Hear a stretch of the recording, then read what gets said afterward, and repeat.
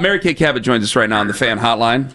She's never had a Thanksgiving turkey that's tasted like a carton of Doraus. Hello, Mary Kay. Hello, guys. How you doing? We're doing wonderful. We are sent sportsbook odds like a few times a day because, we're radio show hosts. And we got a thing of odds, and it said the first coach fired in 2025. Kevin Stefanski has the fifth best odds, 15-2. He's tied with Dave Canales. Is Kevin Stefanski in any danger of losing his position during the regular season? I don't think so. I really, really don't think so. And the reason why I feel that way is because the Browns are in franchise quarterback finding mode. This season is all about figuring out what they have in Dillon Gabriel and Shedeur Sanders so they can move forward into next year's draft and decide, can they get their hands on Arch Manning or one of these other excellent quarterbacks coming out next year? That's why they're poised with the 2 first-round picks. And I just don't think that Jimmy Haslam is going to hold Kevin Stefanski's or Andrew Berry's feet to the fire this year. Well, Mary Kay, obviously, this has been an all-time different. I'm not going to say bad.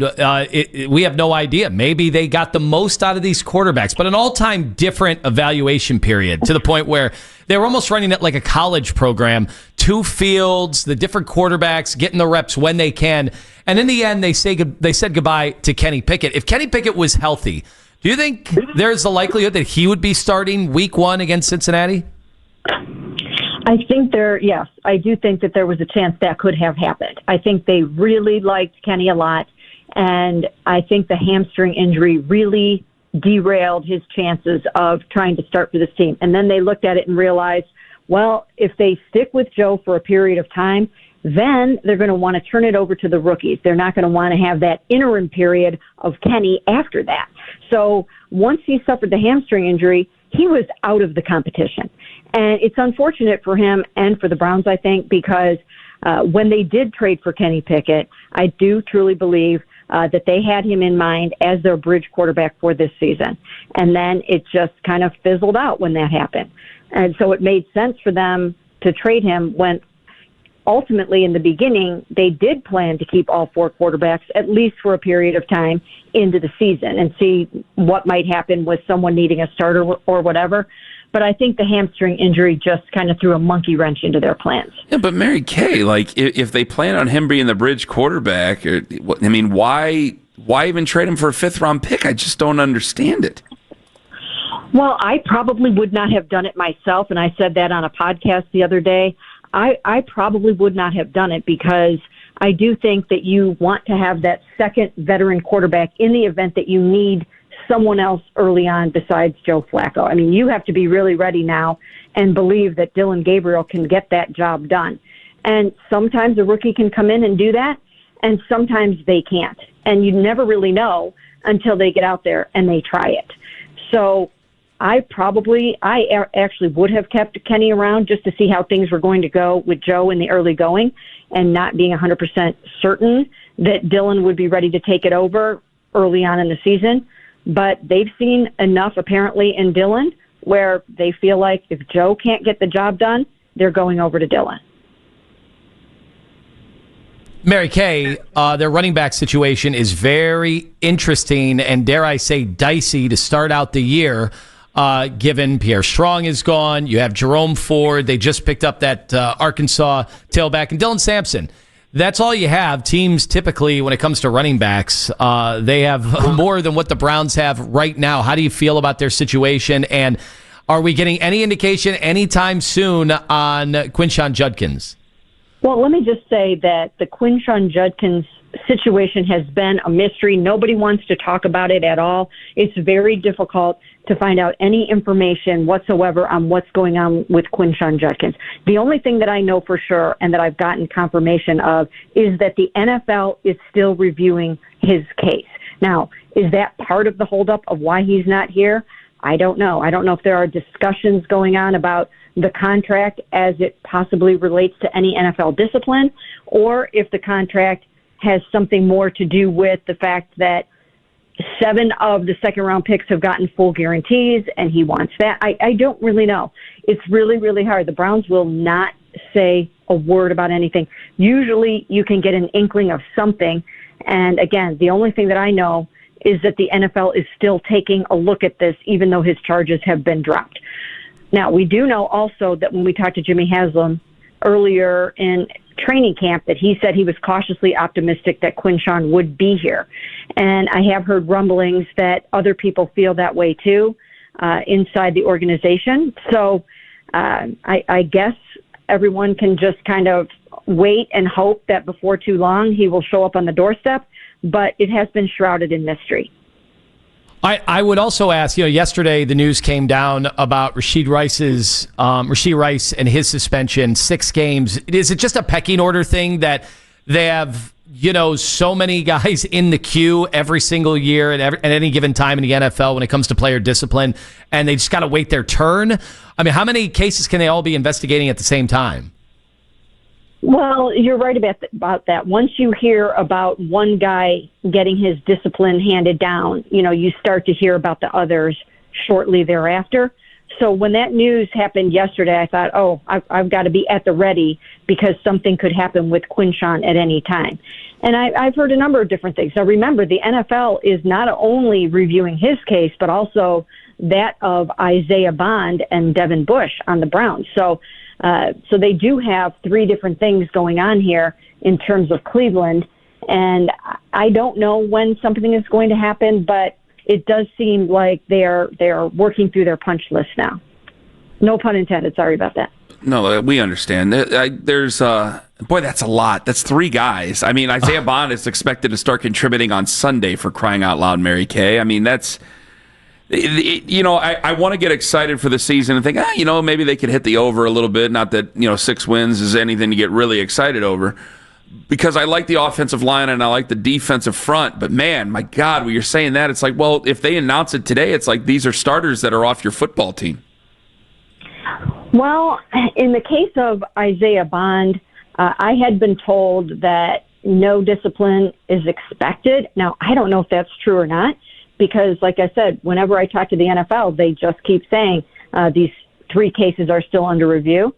So I have no idea if they're planning on doing anything with him or not, but that was one where, I was told a few times not expecting anything there.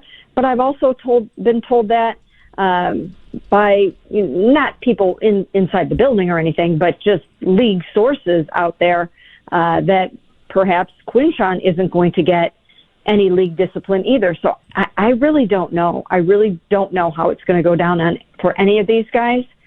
But I do think that the Browns have what they need to accomplish the running game effectively until he gets back. They've got their leading rusher from last year, Dylan Sampson. Their change-up sort of third down back has looked good in camp. Rocket comes in here with a good reputation of being very explosive and able to produce some yards. And, we'll have to see how that goes. They've got their practice squad guys in Marshall and Williams. So they're going to be able to run the ball. They've got a good offensive line, and they will be able to get their ground game going, just not to the extent that they will when Quinshawn is back. Mary Kay Cabot joining us on the show. Hey, by the way, so Glenn Cook talked to the media yesterday. Is he supposed to tell you guys before they've officially signed Bailey Zappi that they're signing Bailey Zappi? No, these guys are very, very, very strict about the rules. And if a guy is not signed, they will not utter his name. They will not touch it. They will not go there. There were a couple of other guys yesterday, Malachi Corley and Cole Strange. They would not talk about them either. Until they are on their roster, they will not do it. And of course. How about off the record, Mary Kay? Did they ever do that off the record? I'm sorry that came off as a stupid question to you, but I had to ask a stupid question because somebody decided to take up 20 minutes to try to make a stupid argument with me earlier today. How about off the record, where I see in plenty other organizations they feel comfortable sharing information to give reporters background or to prepare them or to even help the organization look better, which could happen as opposed to the shroud of secrecy secrecy It can't be that revolves reported. around somebody like Bailey Zappi. Off the record Bailey is off Zappi, the record. That's going to give them the strategic win in week 1. Do you understand the definition Bailey of off Zappi, the Mary record? Kay. Got to keep that under wraps. Mary Kay, I'm sorry, my co-host doesn't understand Bailey what off the record Zappi. means.